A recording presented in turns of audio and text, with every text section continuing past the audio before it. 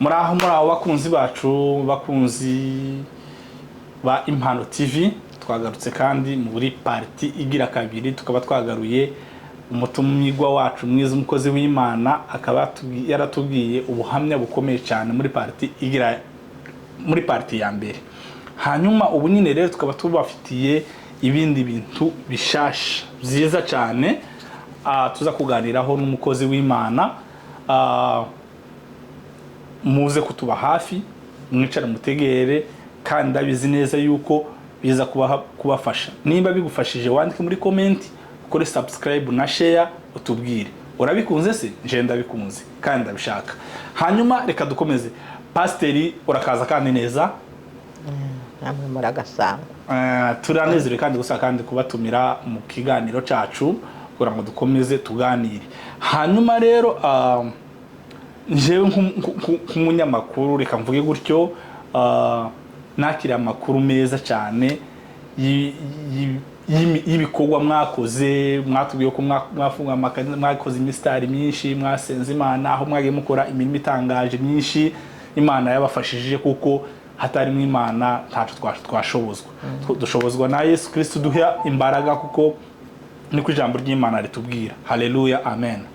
Hanyuma nkaba narumvise amakuru y'uko pasiteri hariho mu bikorwa byinshi yagiye akora, hariho ibitabo pasiteri yoba yaranditse. Muri ibyo bitabo nibyo tugiye kuganiraho. Atubwire, pasiteri agiye kutuganiriza ku bitabo yanditse, atubwire ihushurirwa yagize mu kwandika ico gitabo. Pasiteri, ese waba waranditse igitabo koko nk'ukuntu nabyumvise? Ayo makuru yoba ariyo? Makuru ni impamo. Amakuru ni impamo, wanditse igitabo. Ese ico gitabo woba warahawe ihushurirwa rimeze gute kugira ngo wandike ico gitabo? Kugira ngo nandike iki gitabo, na mateka yanjemwo, cyangwa se nigarutsemo, niko nabivuga, nitekerezaho ku mirimo Imana yankoreye. Noneho nabihera kera. Hari umunsi umwe nari mu murima, noneho ndi mu murima, numva umutima unjemwo, sinzi uko byazaga bingendera, kuko nabavuze ntangira. Imana yaransanze ndi mu murima mwihishurirwa ryo gukora umurimo w'Imana, iranurura, nari mbabaye mugani w'umuririmbyi. Undi munsi ndi mu murima nanone nakundaga gutekereza Imana cyane nahinze. Noneho numva ndatekereje, nibazaho, ndibaza ntekereza imirimo Imana yankoreye. Noneho ndibaza ngo siku ndinde ndiki, ese mbayeho gute, ni gute Imana nanje yibutse ikandema, ni gute Imana yankoreye ibi bintu byose. Noneho numva mzibajijeho, ngo mzibazeho. Noneho numva ntekereje ku mirimo Imana yankoreye. Imirimo Imana yankoreye, ndavuga ngo uwozo yandika mu mateka. Nico gihe natangiye kubitekereza, nitekerezaho ku mirimo y'Imana. Nico gihe. Okay, ico gihe kandi ni kera. Ni kera. Ugereranyije hani kagiheke? Ndibuka none hari nko muri 88 cyangwa na za 9 gutyo. Kuko twari tugituye iriya ruguru, ndakubwiye ko nari mu murima. Abantu bari u Rwanda rwari rutarafatwa. Urabona u Rwanda rwafashwe muri 1994. Ariko nje hari nko muri 89 na kangahe gutyo. Ico gihe niho watangire kubatereka ntangire ntekereze nandike ubuzima bwanje, iby'Imana yaginkorera byinshi, bishire mu gitabo, tibikibagirane nabo nzasiga na generation, n'abana nzabyara, n'abandi bazagenda bakomokaho, n'abandi bazasoma ico gitabo bumve imirimo Imana yakoze. Hanyuma mu gitabo cawe hariho ibintu nagiye mbona wanditsemo ni byinshi ntabwo twabivuga ngo tubimare, ariko iki gitabo ni ciza cyane kimeze neza, abantu turaza kugishiranga tukibamurike abantu bazagikurikirana bakirebe. Hari ahantu wanditse uvuga ibice impanuka wagiye ugira. Ese izo mpanuka nezimeze gute? Impanuka nahuye nazo cyane nkiri umwana muto nahiriye mu nzu. Nari ndyamye ndi kuwo musaza wanje nakubwiye mukuru Yeremiya, iwe icyo gihe nakubwiye duterana yarakiri iwacu hitwa mu Karumi. Bukeye ikanisa rimaze gufungura kwa Pasiteri Zakariya wacu, iwe baraza baramujana aja kuba umushemasi kuri iryo kanisa, aribo bita abadiyakoni muri iki gihe. Aragenda bariho aba, nanje ngakunda kubayo murerera kujya nakubwiye ngo nikayo masomo nize, ngakunda kubayo. Noneho umugore we aje wabo kuramukanya, amaze kugenda urugo rusigayemo umugabo nawe urabizi, amakanisa yazaga asenga nijoro kumi byinshi basengaga amakanisa bagahinga bahinguka bakagaburira abana saa 2 bagakubita ingoma. None hasiga ndyamishije n'undi musengeneza wanje, umuhungu we mukuru yitwa Yonasi Serugo, ubu ni umupasiteri. Noneho asiga turyamishe ni kujya kwa bagabo yamayishanira, barahoze nuvavugaga bukeye ni nakere nari nkiri muto ngo yari yacanye ngo ibiti ngo bifite impako byumye, igishito bene kicyumye ngo gifitemo nk'umuraka, umuriro wamugira gutya. Bari mu ikanisa basizeho kuryamisha uri turyamye na musengeneza wawe. Noneho ngo umuriro urafatwa, inzu z'imigano zo kundondo n'umuyaga hwihwi, inzu yamigira gutya. Noneho igihe bari mu ikanisa, umumama umwe nyina wa Rutambwe, uriya Rutambwe w'Abasita ngo ni Raheli Mukanani ya Rwanjara, arasohoka ni kujya kiwacu gabisende arashanye none nk'umwana hanze. abona kigurugu, abonaga inzu yahiye gavuza induru, ngo avuza induru baza biruka, inzu Imana zose bayizimyaga igisenge kitarafatwa. Nuko iyo mpanuka ndayirokoka. Impanuka ya kabiri ndasubira turi mu kiraro, umusaza wanje Revera Samson Rwizihirwa atujana mu kiraro njewe n'uwo muhungu kandi. Utaragira ku mpanuka ya kabiri, nashaka kubaza kuri impanuka ya mbere. Ese inzimaze kugurumira aratabaza, abantu baraza baratabara, basanze yanzu ikihayisha itarika hasi, abantu bari muri iyo nzu yose mwari muri mwese mwararokotse. Noneho basanze igihayisha itarafatwa cyane ngo ubwatsi bw'iyo bwafashwe igisenge niho itibukaga iba yashize. Noneho badusohoragamwo twembe n'uwo mwana musengereza wacu turarokoka. Imana ni igitangaza. Ngakomeza ku mpanuka igira kabiri. Noneho impanuka igira kabiri, noneho musaza wanje amare kutujana mu kiraro n'uwo muhungu nyine kandi nawe azi wacu mu Karumyoga kwa sekuru, amaze kuba kana bene akangaka kagacuke. Nuko noneho namurumuna wanje unkurikira ngo ni Uziya Nyiragabo. Noneho ngo bamare kudukurikira, murumuna wanje unkurikira bambe, tukaba mu kiraro twajanywe na Samusoni aragira inka, natwa dusiga ku kiraro. Kujya dusize ku kiraro n'amanongoza bacu ntiducike twitahire. Ese aho ku kiraro mwari mugemuye cyangwa mwari mugiye namwe barasuka? Oya, yega yaratujanye natwe tuze turagira inyana nawe aragira inka. Kujya bagenda mu kiraro. Nuko nabambwira babana nti tugende ubuzima twigende, kandi ico gihe iwacu urabona nkiri umwana hari hakira amashamba, habe no ku misozi bishasha byari inzitane, inyamaswa ari nyinshi, inyamaswa zari zikihari. Twazaga tubona imbogo narazibonye ndi umwana zicaracara aho ngaho abatwa bahe bazihiga. No kuri kose. Turagenda gusa ntihari kure cyane nuko nyine ari abana hari ku misozi isa n'igiye nko gutegana ukamanuka umusozi w'iwacu ukika mu ruzi ukazamuka uwundi ukarenguka mu gacamu ukarenguka nko mu kindi gikombe c'undi musozi hirya aho mwari mukiri ku ndondo aho ni ku ndondo iwacu aho narerewe nuko noneho turagendaga impanuka mvuga narokotse muri urwo rugendo ni uruzi uruzi rw'iwacu ngo ni Kamombo iba impanuka igira gatatu ya kabiri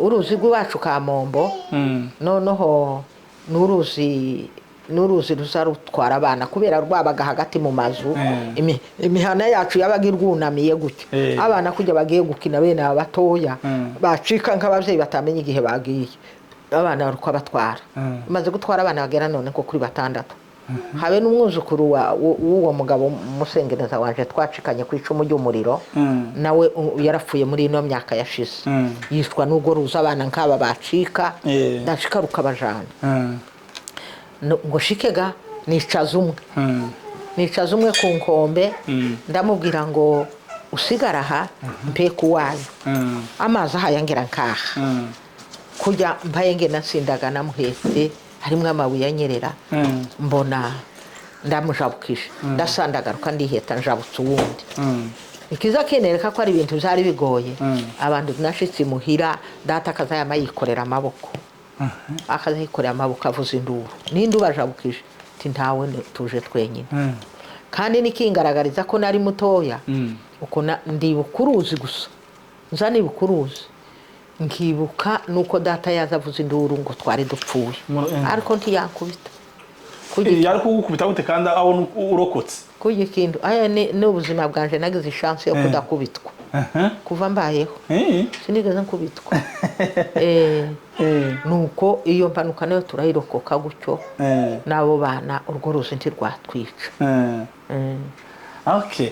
Muzi kuri murumva yuko pastor afite ubuhamya bukomeye bw'impanuka nyinshi Imana yagiye imurokora. Harimo impanuka yo guhira mu nzu, hariho impanuka y'uruzi. Ngira ngo iyo ari impanuka igira kabiri, impanuka igira gatatu.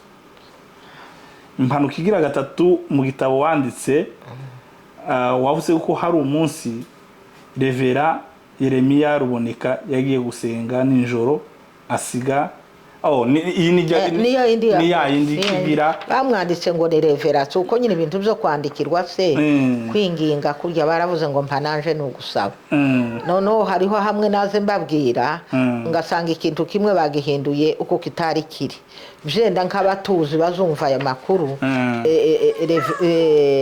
Reverend Samson murumunawe naho Yeremiya Ruboneka yatangiranye ubudiyakoni nibwo Imana yamusaruranye kandi yakoreye Imana yasaruwe akiri umudiyakoni w'itorero ariko niwe waza gusa n'uyobora abarimu niwe wasa n'uyobora abana bagiye ku bwarimu agasa naho ari we habe n'abapasiteri agasa naho ari we nk'umuyobozi wabo birumvikana hanyuma yigeze abo umupasiteri cyangwa umurevera mu by'ukuri abantu reka tubakangure gusoma iki gitabo cya pasiteri ni igitabo cyiza kirimo ubuhamya bwinshi bwo gufasha muri uru rugenzi turimo rwo mu isi ukamenya uko ushobora kubaho ugashobora ukuntu ushobora gutunga urugo rwawe kuko byose bikuye muri iki gitabo hanyuma reka utubwire ku bijyanye n'imibereho yo mu rugo kuko ndabona waranditse imibereho yanje n'imibereho yo mu rugo nayo wayishize muri iki gitabo umaze kugera mu rugo umaze kubaka ahantu watubwira ndabona ko wanditse uko wubatse muri 72 62 watubwiraho kugeza igihe Imana yahamagariye pasiteri imibereho yo mu rugo mwari mubayeho gute tugagaragaza guhuza n'imibereho y'ubuzima bw'ingo z'ubu nyine ukuntu tumeze imibereho y'imyubakire ni miremire imibereho y'imyubakire ni miremire ni ubuhamya burebure ni burebure cyane kuko ndi umukobwa kagenda kubwiye ngo abantu bari barahangutse jewe nasengeye urugo rwanje noneho ariko ibyo sindi buvuge n'ubuhamya burebure ariko maze kubaka kubera kuko nayo nararusengeye Imana impa iranyumva inyubakira urugo kuko umutima waje ushaka kujya Bibiliya ivuga ngo Dawudi ngo ni umukozi ni umukozi w'Imana cyangwa se ni umuyobozi umeze nk'uko umutima w'Imana ushaka naje urwubako rwanje Imana yampaye nk'uko umutima wanje ushaka kuko nari narabisengeye nageze mu rugo nsanga umutware wanje ari umukristo kuko nari narabisengeye tubana neza twubaka neza mu mahoro n'urukundo umwuga wacu tumaze kubaka kwari ukwisuzuma sinovuga ngo buri munsi byenda mba ndengereye ariko twagiraga ubuzima bwo kwihananaho bwo kwireganaho icyo umuntu yumvishije kitagenze neza ku wundi tukireganaho kandi icyo kintu nicyo kintu kinaniye abantu benshi muri iki gihe ikindi kintu cya kabiri nza numva nagiraga mu buzima bwanjye sintekereza ko hari ubwo nubwiye umugabo wanjye ikintu cyo kumubesha rero reka ndeke kwirata sino kwirata cyane ariko mu rugo rwanjye ku mutware wanjye ntabwo niyumvisha ko hari ikintu nuvuze ngo mubwire ikintu ko kitari kandi nza mbona imyubakire inkingi ikomeye yo kubaka urugo ni ukubwizanya ukuri ubwo buzima twabubayemo nza nibuka reka ngo mbareke n'ikindi gipindi twajamo aho ndaharetse aho habike tuzohagaruka nuko nibwo buzima twabayemo kugeza ashaje yitavye Imana tubana neza pasiteri naje namubonyeho buke ariko yari umukozi w'Imana wuje kondisiyo zose hanyuma utubwiye ukuntu mwabanyeho mu mibereho y'urugo mubwizanya ukuri ese ubwize ngo ufate icyo gihe imibereho y'ubuzima bw'ingo z'icyo gihe kugeza ubu nyine ubona bimeze gute hari itandukaniro rimeze gute ingo z'ubu n'iz'icyo gihe ingo z'ubu n'iz'icyo gihe umuntu yobona ntahuri ntibidahuye kuko abubuga baravugaga ngo mwari mwarasigaye inyuma amajambere mwari inyuma mu mateka bagasa naho ibyakera basa n'ababiteye umugongo ariko umuntu arabona bidahuye kera habe nubwo bazavuga ngo rego ngo umuntu wazaga wubakana n'umugabo mutaranaganiriye cyane rero kuri twebwe sinovuga ngo cyane habe na rimwe niyo mwahuraga ni ku mukutano nabwo mwahurira ku mukutano bavuga ngo dore umugabo ugukoye ugakenera ko mutabonana ariko mwamara kubana mugasa naho mwari mwaraganiriye cyangwa mwari mwarumvikanye ibintu washika mugahuza washika mu kubahana kandi nanone baravuze ntazi bana zidakomanya amahembe twagiraga umutima wo kugaruka umutima muzima nimba umugabo yona kubwira amafuti mukemera mukagaruka mugasa mukiyunga mukabana mukabumwe urugo rwa kera rwari rugizwe no kubahana rwari rugizwe no kubwizanya ukuri nkuko nabivuze urugo rwa kera n'ubu ngubu nje ndabona ariko rwari rumeze neza ubu ngubu nje mbona bareregana ariko gasi bose katureke kuvuga ko ariko abenshi ubu barareregana hakaba bama bashekerera abagabo babo batanabakunze hakabushekerera umugore atamukunze ngo abandi babone ngo ngo ndamwita sheri ariko bashikiriye hirya genda umuriro ukaka ni ibitekerezo kuko umuntu abona ziheze isenyuka ariko barigeze kwita nabo basheri kandi mbere tibitanaga bashiri ariko wasangaga ingo ziri ku murongo mwakundanaga urukundo rutuje rw'igikristo kugira umuririmbyi yavuze ngo ndi umukristo wo mu mutima ariko hari n'abagaragazaga ko uyu muntu ushirukanyije akagaragaza no mu bandi umugore wiwe ko amukunze akamuvugisha akagira gute mwaganira akagukubita ku gitugu ariko si bose kera si benshi si bose kera ariko mukagira urukundo rutuje rwimbitse rufite ico muhagarariyeho ku ijambo ry'Imana. Okay. Hanyuma akajambo kanyuma tuza kurangiza ni ire jambo wabwira abantu bose mwabanye guhera imuhira ruguru iyo mwabaga ukamanuka ukika mu mushashari akwibarabara muri Kabembwe mwakoranye umurimo w'Imana Nairobi na hano muri Amerika, muri make nk'intasho wababwira nk'ijambo rimwe wababwiramo? Ijambo no babwira no kubabwira ko ubu ngubu isi yaregeranye. Isi yaregeranye, abantu musigaye mubonana nubwo mutari kumwe mu rugo, ukabona uwundi ukabona ico yavuze cyangwa se yavugwa irazimye ariko